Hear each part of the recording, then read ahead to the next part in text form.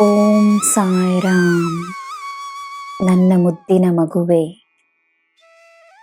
ನಿನ್ನಿಂದ ನಕಲು ಮಾಡುವವರು ನಿನ್ನಿಂದ ಕಲಿಯುತ್ತಿದ್ದಾರೆ ಎಂದು ಭಾವಿಸು.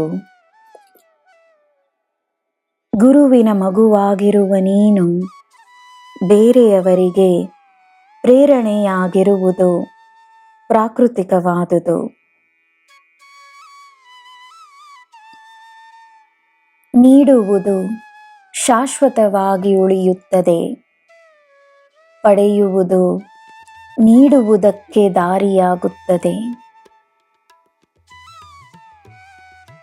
ಹೃದಯವೆಂಬುದು ಪ್ರೀತಿ, ಕರುಣೆ, ಮಮತೆ, ಸಂತೋಷ, ನೆಮ್ಮದಿ, ಆತ್ಮವಿಶ್ವಾಸ, ಸೌಂದರ್ಯ, ಪ್ರೇರಣೆ ಇಂತಹ ಸಕಾರಾತ್ಮಕ ಭಾವನೆಗಳನ್ನು ಅನುಭವಿಸಲು ಸೃಷ್ಟಿಸಲಾಗಿದೆ.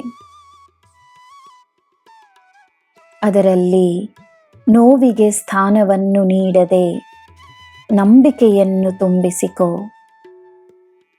ಎಲ್ಲ ಸರಿಯಾಗಿದೆ, ಎಲ್ಲ ಸರಿಯಾಗುತ್ತಿದೆ, ಎಲ್ಲ ಸರಿಯಾಗುತ್ತದೆ. ನೀನು ಪಟ್ಟ ಕಷ್ಟಕ್ಕೆ, ನೀನು ಮಾಡಿದ ಶ್ರಮಕ್ಕೆ ಫಲವನ್ನು ಪಡೆಯಲು ಸಿದ್ಧವಾಗು. ಕಷ್ಟದ ಕಾಲ ಮುಗಿದಿದೆ ಎಂದು ನಂಬು.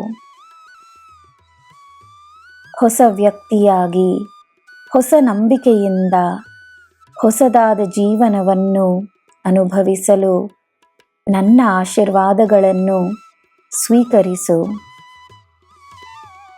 ದೇವರ ಅನುಗ್ರಹವನ್ನು ನಿನ್ನ ಜೀವನದಲ್ಲಿ ಸ್ವಾಗತಿಸು.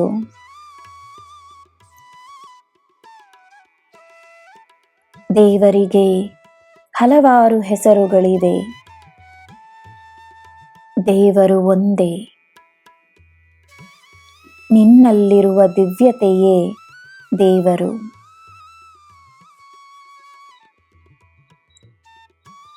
ನನ್ನ ಮಗುವೆ, ನಿನಗೆ ಮೋಸ ಮಾಡಿದವರನ್ನು ಈಗ ಮರೆತು ಬಿಡು.